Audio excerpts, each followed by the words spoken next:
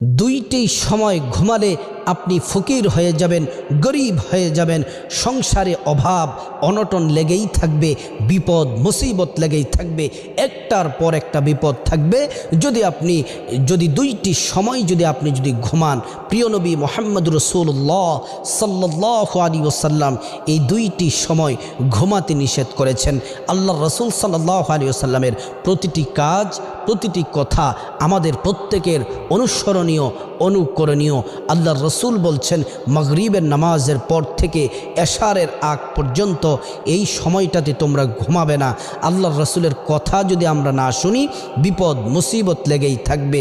তাহলে মাগরিবের পর থেকে এশা পর্যন্ত পরিবারের কাউকে ঘুমাতে দিবেন না। দ্বিতীয় নাম্বার হচ্ছে ফজরের নামাজ না পড়ে ফজরের সময় ঘুমিয়ে থাকা এবং ফজরের পরে ঘুমানোর অভ্যাস করা। ঘুমানো, এই দুইটি সময় আপনি ঘুমান